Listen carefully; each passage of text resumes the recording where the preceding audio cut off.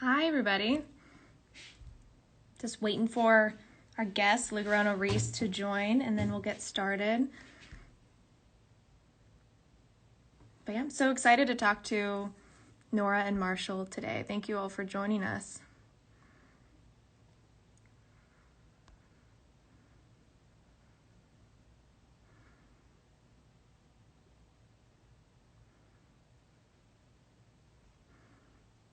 All right.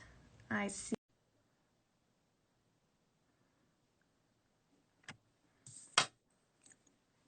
Hey. Hi. Hi. Exciting. We've never done an Instagram Live before, so. I've only done a few, but actually that's what I love about these PSA convos is like a lot of artists through them are learning how to go live on Instagram. So hopefully you can do more of these in the future. But yeah, these days you kind of have to really embrace everything online, you know, just kind of how it is. These days, yeah. Well, I'm so happy you could join me. I'm going to wait. We can chat for a few minutes before we get started so we can let people join. And I'll tell everyone as they join too, you can leave comments for us. We can do a section for questions.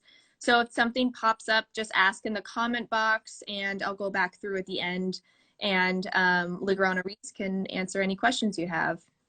So yeah. So where are you guys right now? Are you in Charlotte? No, No, we're in Brooklyn. We're actually in our studio, and we haven't actually been able to get to Charlotte, so because of obvious reasons. So everything's been happening, as you were talking about, the virtual platforms, everything's been happening virtually. Right. Wow. Well, I'm happy you're still able to do it and just kind of pivot. We're so lucky to have all the technology that we do right now. I mean, yeah, I've really not embraced social media myself, and now I'm like, oh, I'm so glad we have it, because at least we have a platform for public programs and until we can meet in person again.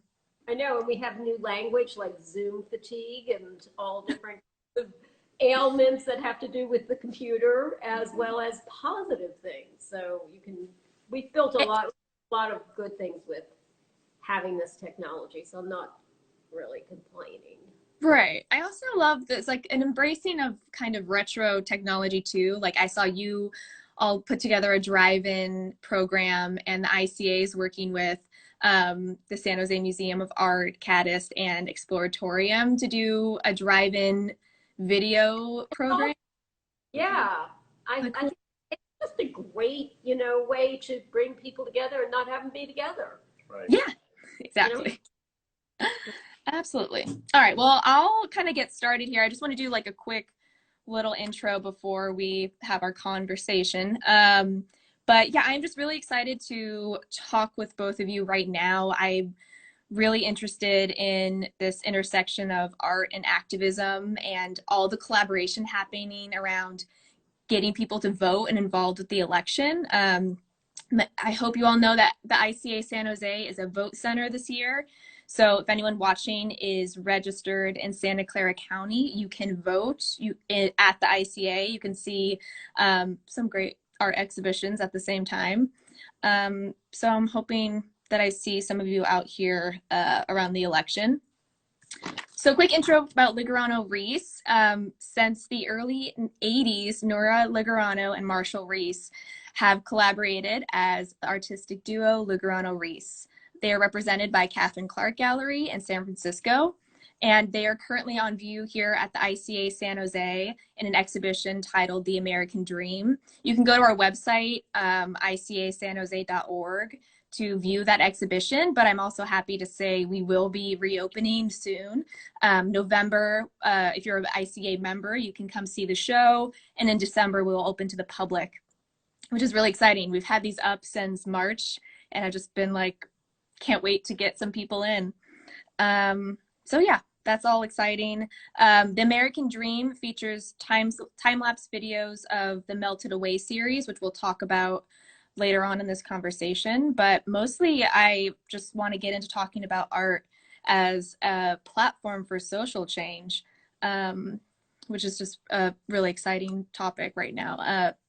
So yeah, I kind of want to start out with this very broad question, but I'm interested to hear what you think artists can bring to these conversations around politics and social change, and what can artists provide in this like time of crisis?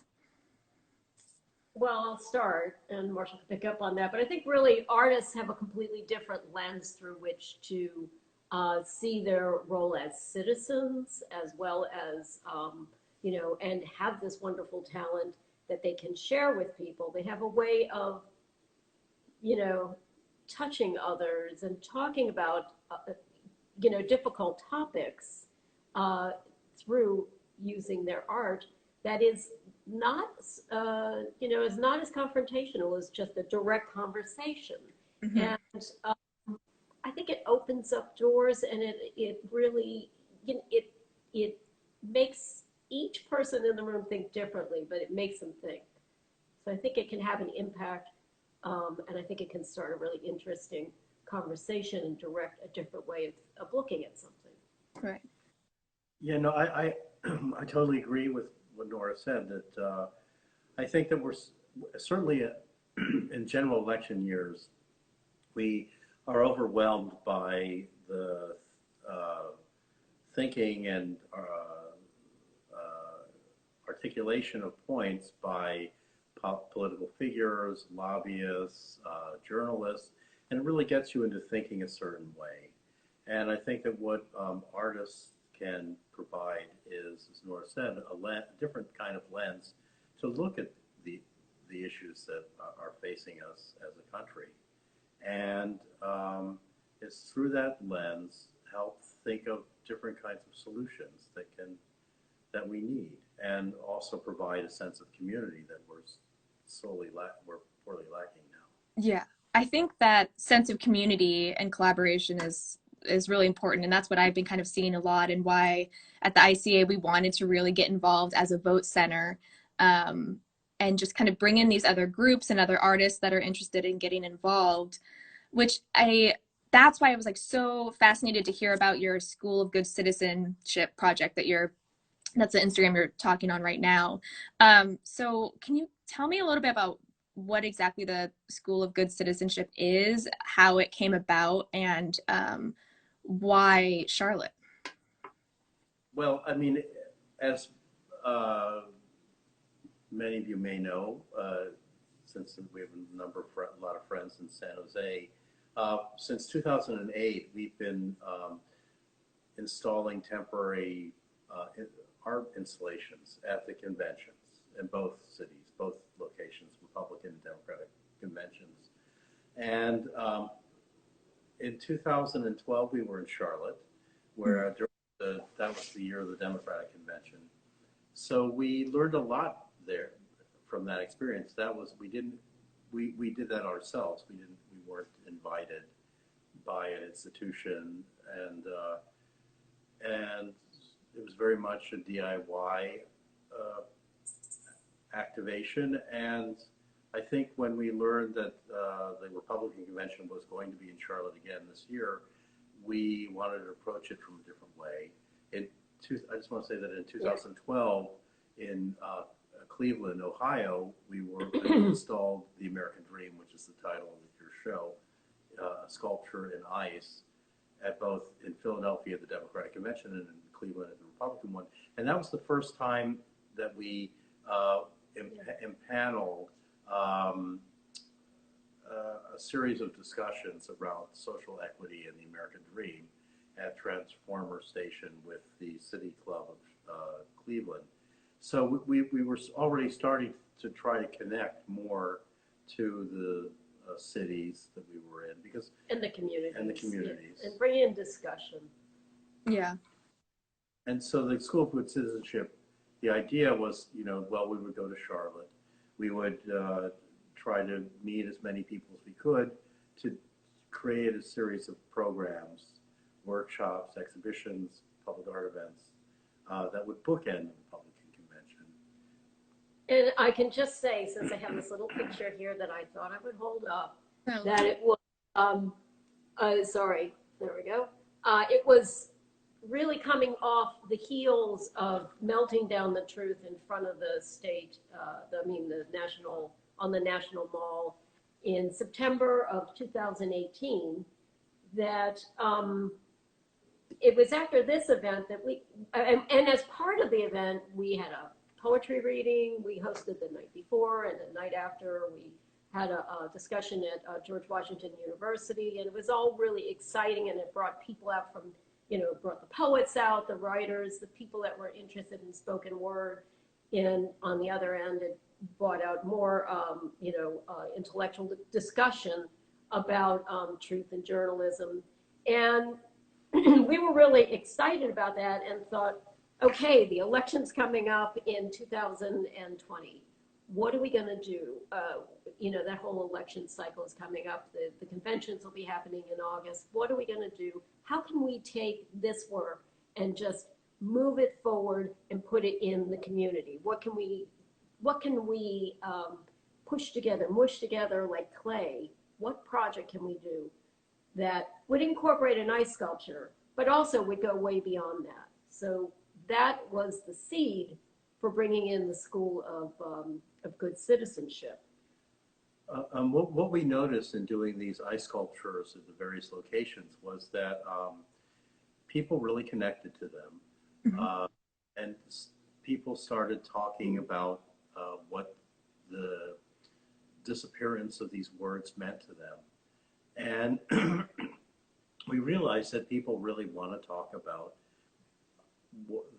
what's affecting them. So as we were thinking about, well, how we do this, we were talking to a friend who said, well, really, it's kind of like you're proposing like a school of good citizenship. Justice Sotomayor and Justice Gorsuch are promoting a return to civics and education. And Justice Sotomayor said, nobody's born a citizen. You have to learn what that is. So that was really the foundational statement of what a school, of like trying to bring people together around an event like an ice sculpture, but with more of a way to encourage action or activism in civic life. And bridge that conversation. And bridge the conversation. Yeah. And another aspect of the school was, what if we could raise the funds to not just do an ice sculpture, but to bring other artists, younger artists in, and they have a message. They're trying to get the message out there. How can we help them as more seasoned artists? How can we help them to get a real start here? So that was that was a kind of second goal, and of course promoting voters' rights and getting people out to the polls is one of the primary functions of the school. Yeah. I just want to add about North Carolina. I mean, besides the fact that Charlotte was going to be the site of the college you mentioned, North Carolina has been an extremely significant state for voting rights. I mean, Reverend Barber and the Poor People's movement, Poor People's campaigns started the Moral Monday movement because the state legislature was suppressing voting by gerrymandering and requiring voter IDs. And so we already had an inkling that voting rights was very significant for North Carolina, and we wanted to do something. Yeah, something that, Nora, you mentioned that I think is really important, and I feel like collaboration is kind of like the core of your practice too, but is working with other artists, younger artists. I was curious if you have any advice for artists who want to get involved, want to collaborate with other groups and maybe shift their work a little bit more politically. If you have any advice for young artists how to do that. I would say that there's interest in what young artists have to say along the political spectrum or community and artist and community, etc. And to research and find, you know, a partner with which to help them realize their work. I think that's what helped us bring the School of Good Citizenship up so many levels, was partnering with different institutions, talking to them, saying, hey, we want to try and do this exhibition here. What do you think of that? And I think that opening up that kind of, it's a collaboration, really, gives you a lot of support. You know, you have to work within a framework of an institution or, you know, a community organization. But knowing that, you might be able to say what you want to say the way you want to say it. So, yeah, I mean, I think that what's been significant for us is really thinking about expanding our outlook practice to working with other organizations, and I think I think that's a really good way to work. Yeah, absolutely. So something else I've been talking with other groups that we're collaborating with is just hoping that we can keep the momentum and keep this focus and collaboration going past the election. I'm just kind of curious if you have plans for School of Good Citizenship past, you know, November 3rd, and just what your thoughts on like how we can keep these really important conversations around social change and helping communities. Any thoughts on how to keep doing this past November? I think that all of us, keeping that connection, because we know of each other. You know, you're a cultural institution, and there are cultural partners in Charlotte that we've worked with, etc. And knowing that that opportunity is there and the interest is there is like a really huge, you know, thing for artists and for us keeping this conversation going, because it's not going to stop. The conversation is just not going to stop in, you know, November 3rd. It's going, you know, we're here, and there's a lot of things to address. Climate, you know, I mean, it's just so much going on. And yeah, and Marshall and I are now talking with our team that helped us bring the school together, and we'll talk to our board of advisors about, you know, what went right, what went wrong, how can we change this to make it better, and how to move this forward and stay here, because you know, we sowed some really good seeds in Charlotte. We're talking about, personally, about taking this to other cities, and you can talk about that a little bit, but there's plenty of plenty of cities to go to where it would be an interesting thing to kind of throw it in the middle of the city and say, okay, what happens? So, yeah, I mean, I think there's a lot of opportunities. One of the things that Nora just alluded to is that in talking with our team and our advisors and figuring out what worked and what didn't work and what we could perfect, I think we're interested in developing a kind of toolbox, a toolkit that other people could use. And we're also thinking about expanding the school. I mean, this idea of voting, the importance of voting, is so fundamental to having a functioning democracy. And we would like to take the School of Good Citizenship to the 9 states that were affected by the suspension of the Voting Rights Act by the Supreme Court. I think North Carolina is one of them. But around issues of voting. And, you know, we organized an open call exhibition at the Levine Museum called Counting Up What's on Your Ballot. And it was, you know, it was open to everybody. And we got over 20 entries, and the show is pretty much almost everybody who was included is in the show or applies in the show. But what was so interesting when we had a discussion at the Levine on the panel was really the hearing what inspired the artist to actually want to be in a show like that.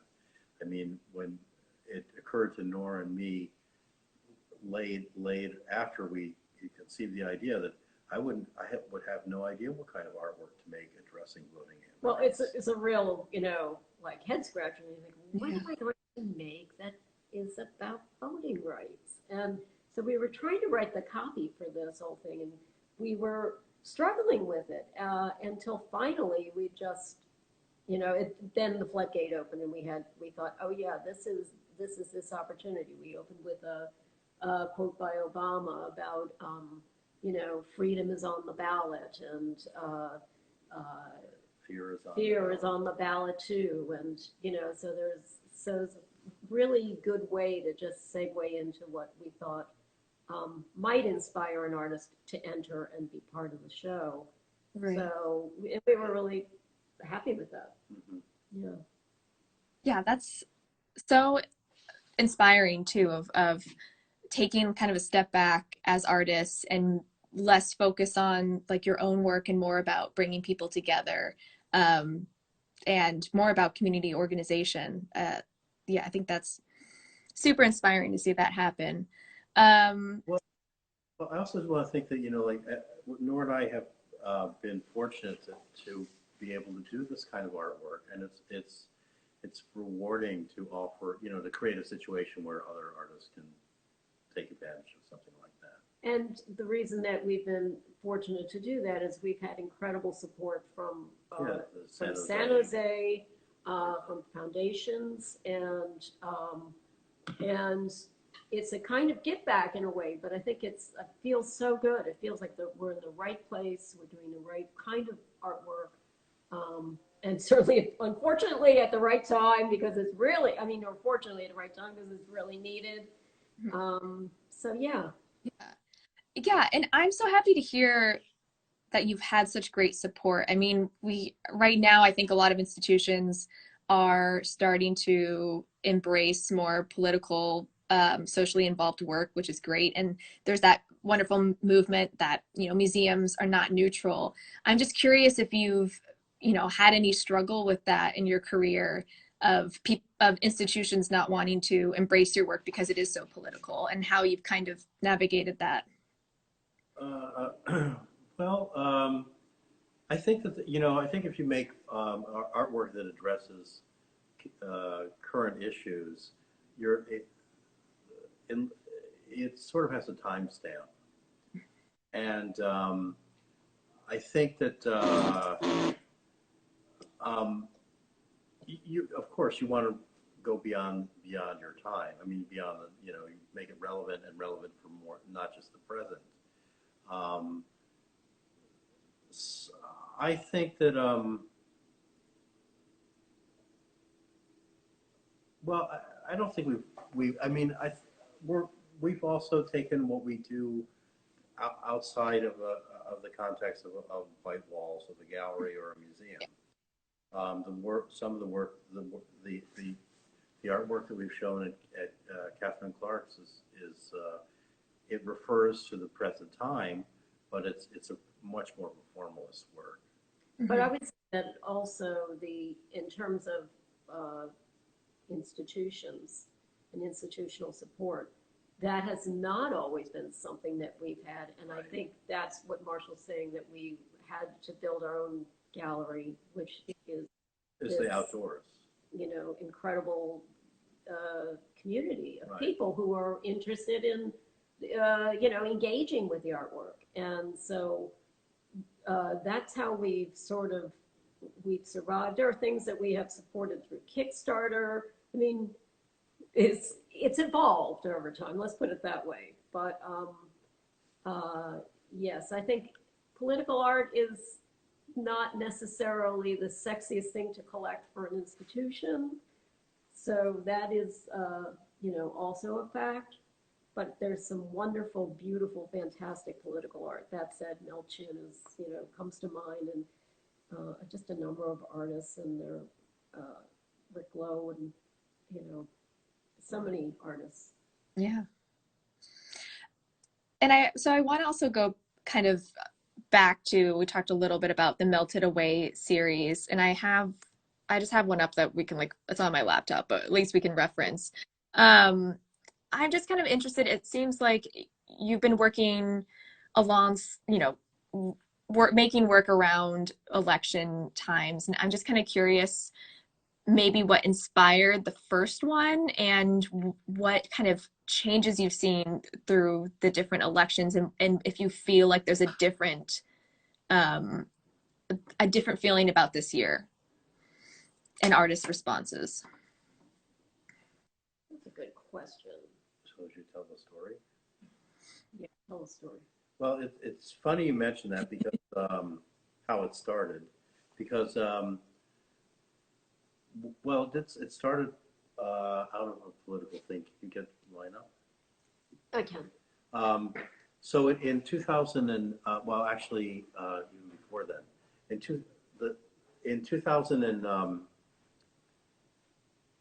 the anniversary of the Supreme Court's decision to halt the recount in Florida, Nora and I made our first snow globe, and we also make snow globes. And that was a John Ashcroft snow globe that had a white bust of John Ashcroft in it, and it played White Christmas, which was an allusion to his racism as an attorney general and senator. As an attorney general in Missouri, he thwarted segregation. Happen to have John right here. Oh, God, that's so good. And it plays, hold on, it still plays White Christmas. Yes, it does. Wow.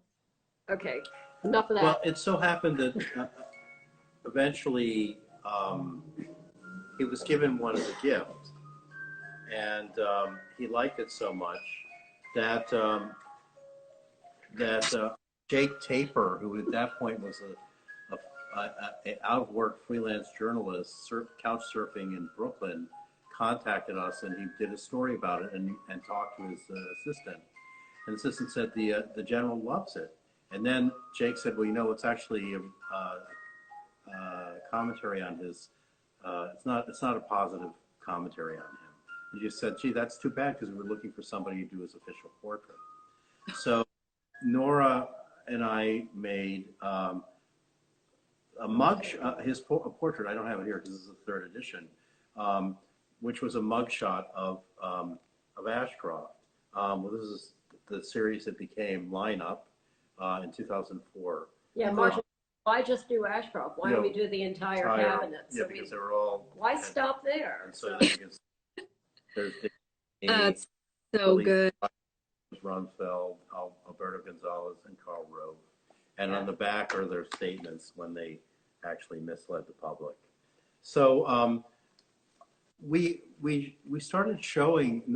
This was a postcard book, and we sold it on the streets of the Republican convention in New York in Union Square. It did phenomenally 2004. well. We made a lot of beer money, and someone contacted us and said, "Gee, I like these things, but I just don't want to buy a postcard book.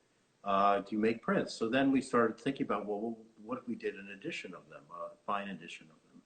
And I went to a gallery, Jim Kempner Fine Art, where a friend of ours worked, and to get their advice. And Jim Kempner came out of his office, and he said, he liked it so much, he said, I'll publish it. And that was great. So we started working on that. And as I left the gallery, Drew R. Stark, the gallery director, followed me, and she said, do you and Nora do garden sculptures? And I didn't know what to say. I said, well, let me ask Nora. So that night I asked Nora, I said, do we do a garden sculpture? She said, oh yeah, let's do an ice sculpture. And so that's how it all started. Amazing. And it's a long story. It's a long story. But it's a funny story. But the dog came home at the end. Yeah. and so that was like, what word are we going to use? And this was like the third anniversary of the Iraq War. So we thought of the word democracy, and Jim liked it a lot. So the very first one was democracy. And we have a picture right here. And this is actually the third democracy we did. So this was when Melted Away started in 2008, and this is in St. Paul on the first day, which was canceled of the Republican National Convention. But there was still a huge march. There was still a march, and this is on the grounds of the state capitol in Minnesota. Yeah. Wow. And so, you know, it was really, but we, in Jim's gallery is a garden, so it's a very enclosed, kind of safe space, but Right. we have public. This was like a totally different experience for us. We had tens of thousands of people at this. And it was really funny because Steve Dietz, who also has an association with San Jose, he was the director of the Zero One Festival for 3 years. He had an organization in Minnesota and St. Paul, and they co-sponsored this. And we're setting this up with him. You know, we're doing a site visit, and I said to Steve, I said, well, how are we going to like control the crowds? Because, you know, we want this photograph, we want this shot. He goes, do you really want to do that? I don't think you should do that at all. Okay. So then the day we're setting it up, and thousands of people are around us, they're breaking it off, the word of art, they're putting it in their water bottles, they're feeding it to their kids, are throwing chunks of ice at each other. And Steve comes up and goes, are you going to let them do this?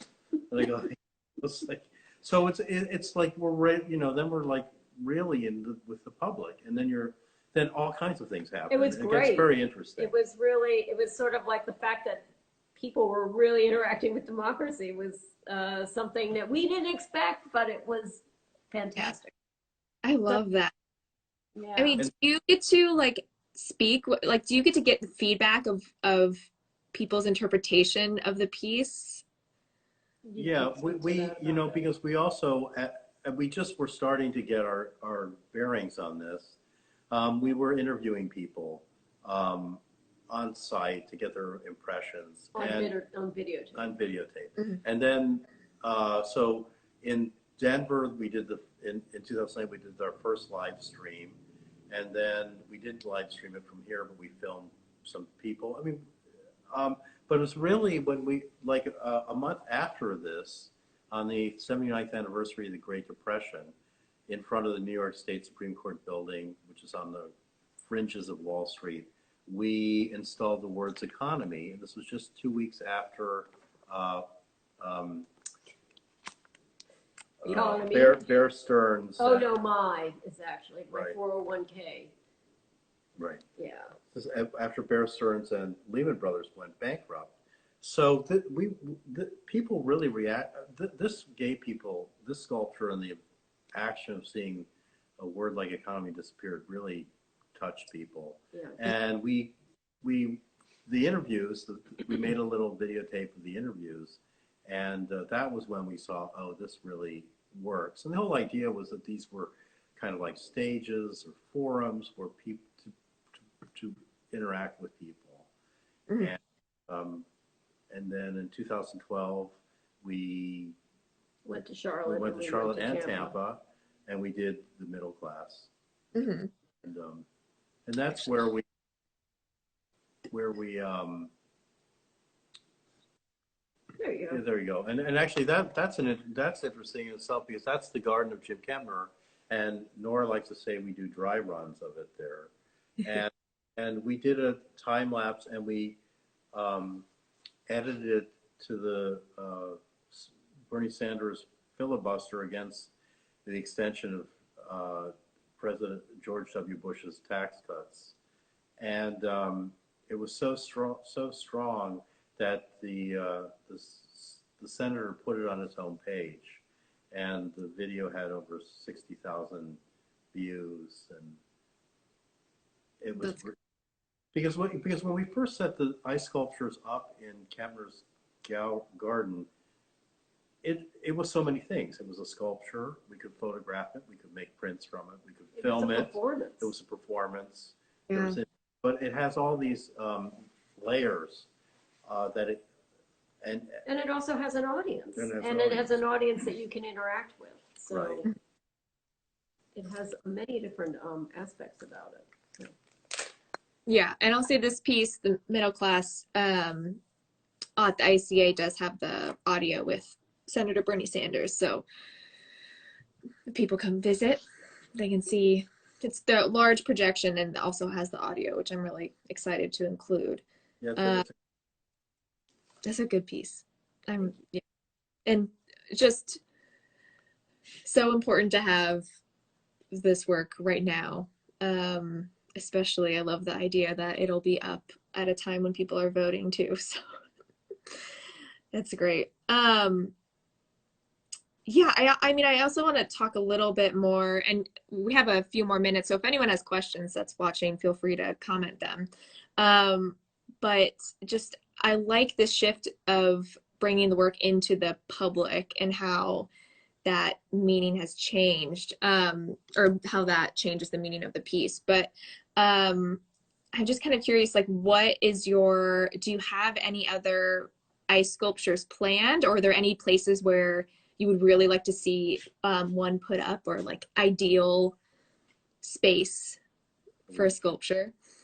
I think ICA, we talked Oh, about yeah, we doing, Yeah, it's for such the a, anniversary. that was such a beautiful piece, and it was just right when COVID hit. So Yeah, that was, fortunate. I'm hoping someday we can still make that happen. But yeah, that piece, Very poetic. Well, what we like, what's really, I mean, so everybody goes, how long does it take for these sculptures to disappear or last?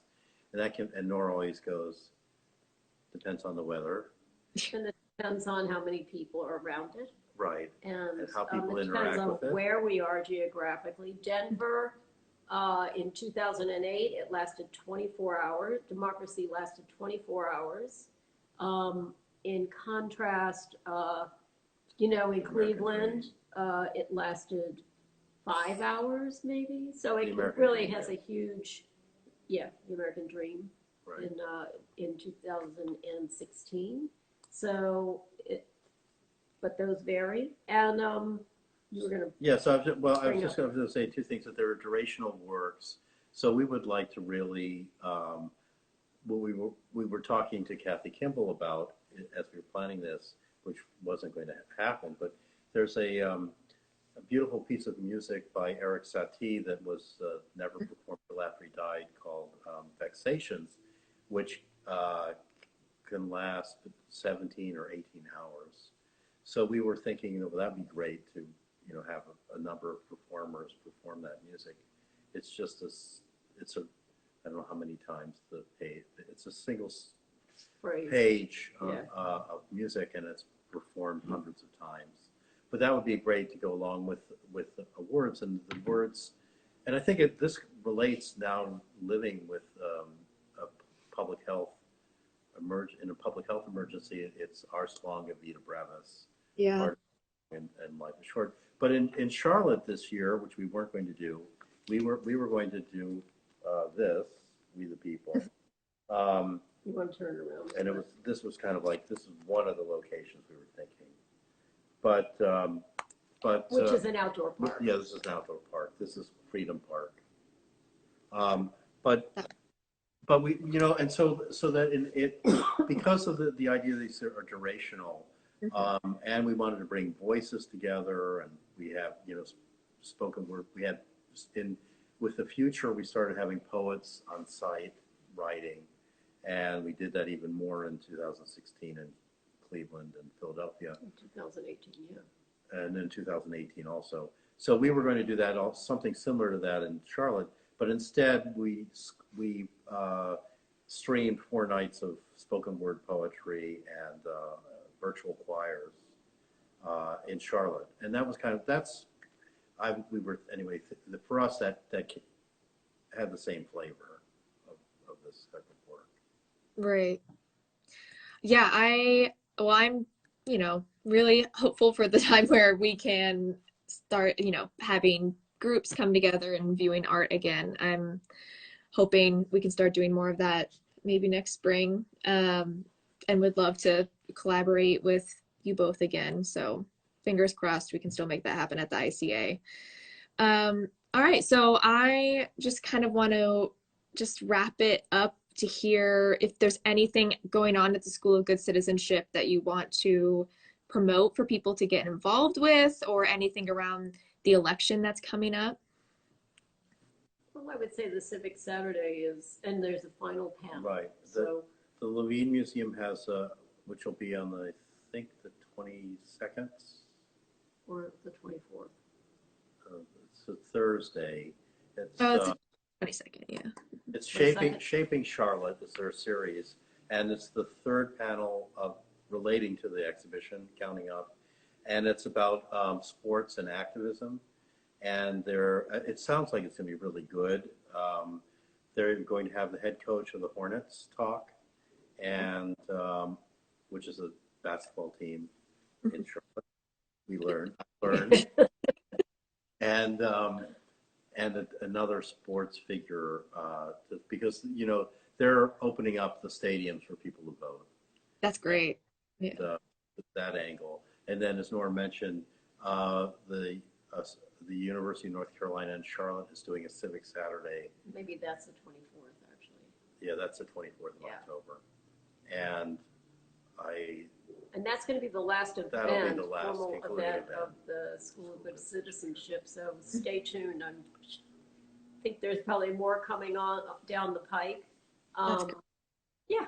So, and also let's keep the conversation open, because the more people there are together talking about the same thing and trying to spread this around. There's the Organization for Freedoms as well, which you probably know, Hank Willis Thomas and Eric Gosman, and they do a pretty amazing job of bringing artists together and disseminating different types of work, but that's to many different communities. And, Great. Well, thank you so much for chatting with me. If anyone's watching and lives in Santa Clara County, consider dropping off your mail-in ballot or voting at the ICA. We open as a vote center on October 31st this year. Starting November, you can visit the ICA to see LigoranoReese's exhibition, The American Dream, which so happy people can now come see that in person and just wear your mask and wash your hands. I'm really looking forward to see what's next for School of Good Citizenship. Please, if you don't already, follow that Instagram to keep updated on what's coming next. Thank you so much, Nora and Marshall. It's great. Well, thank you. This was great. And keep good work. Yes. You're doing a fantastic job with opening up the ICA for the public again. The public and for voting. It's incredible. Feels when you're just so down about everything that's happening, it just feels really good to focus it on something where you feel like it hopefully is making a difference and getting people involved. So, and it is. It's nice. All right. Well, thank you everyone for watching. All right. Back next Friday with more vote talk. So, all right. Take care. Bye-bye.